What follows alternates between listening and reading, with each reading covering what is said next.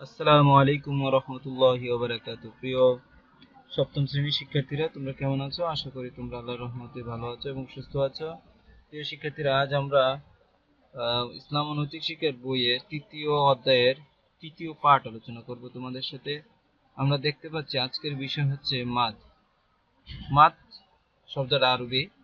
মাদ শব্দের অর্থ হচ্ছে দীর্ঘ করা, লম্বা করা বা টেনে টেনে পড়া।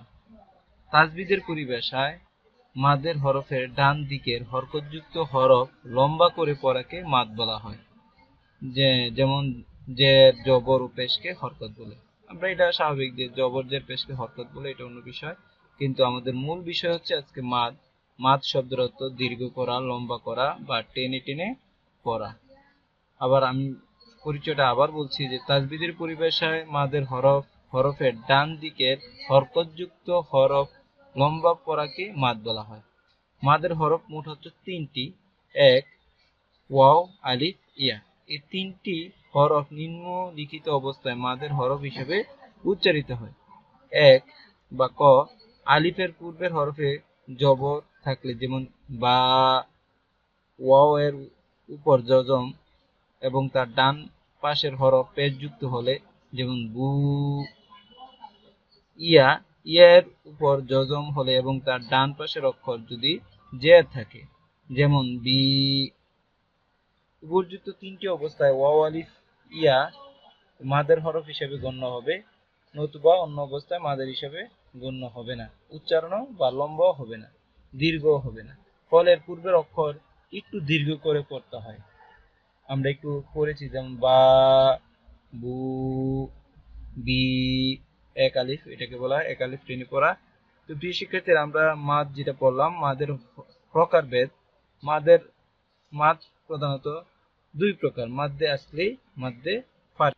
তোমাদের পাঠ্য বইয়ে নিম্নে এই দুটির সংক্ষিপ্ত পরিচয় তুলে ধরা হলো। এক, মাদ্দে আসলি বা মূল মাদ, অর্থাৎ মাদের হরফের ডানে বা পরে জজম বা হামজা কিংবা তাসদিদ না থাকলে তাকে মাদ্দে আসলি বলা হয়। যে মাদ্দে আসলিকে মাদ্দে তাবঈও বলা হয়। এরূপ মাদ্দে এক আলিফ পরিমাণ দীর্ঘ করে পড়তে হয়। উল্লেখ্য, একটি সোজা আঙ্গুলকে স্বাভাবিকভাবে বাঁকা করতে হাতের তালুতে লাগা পর্যন্ত যে সময় প্রয়োজন হয় সে পর্যন্ত দীর্ঘ করাকে বা সে পর্যন্ত টেনে পড়তে হয়।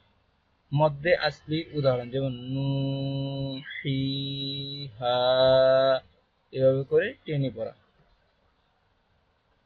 শিক্ষার্থীরা, এই শব্দটিতে একসাথে মাদ্দে আসলে তিন ধরনের উদাহরণ দেওয়া রয়েছে, যেমন নু, ওয়াও এখানে, ফি এখানে, ইয়ার এবং হা এবং আলিফের উদাহরণ দেওয়া আছে। এই তিনটি ক্ষেত্রে মাদের হরফ ওয়াও, আলিফ, ইয়ার পূর্বে বা পরে জজম, হামজা বা তাসদিদ নেই। সেক্ষেত্রে আমি আশা করি তোমরা বুঝতে পেরেছো।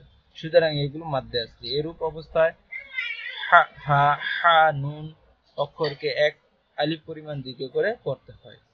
কোরআন মাজিদে যে সকল হরফের উপর খাড়া জবর, নিচে খাড়া জের এবং উপরে উল্টা পেশ রয়েছে, সেই সকল হরফকে এক আলিফ পরিমাণ দীর্ঘ করে পড়তে হয়। যেমন ইলা, লিরাব্বিহি, মালাহু। এখানে হু এর মধ্যে দেখতে উল্টা পেশ, এখানে এক আলিফ পরিমাণ দীর্ঘ করে পড়তে হয়। মাদ্দে ফারি। ফারি অর্থ হচ্ছে শাখা প্রশাখা বিশিষ্ট। মাদ্দে আসলি থেকে যে সকল মাদ বের হয়ে তাকে মাদ্দে ফারি বলা হয়। অর্থাৎ মাদের হরফের পরে জজম জজম বা হামজা বা তাসদিদ থাকলে সেই সব স্থানে দীর্ঘ করে পড়তে হয়, তাকে বলা হয় মাদ্দে ফারি। উদাহরণ, যেমন আল। এখানে আমরা দেখতে পাচ্ছি যে এখানে অনেক দীর্ঘ করে টান দেওয়া হয়েছে। এই শব্দের মাদের হরফের পর লাম হরফে জজম হয়েছে, এটি মাদ্দে ফারি। অতএব আমরা এই স্থানে হামজাকে লম্বা করে পড়ব। যেমন যা, এখানে আমরা দেখতে পাচ্ছি যে হামজার আগে আলিফ আছে, এই জন্য দীর্ঘ করে পড়তে হয়।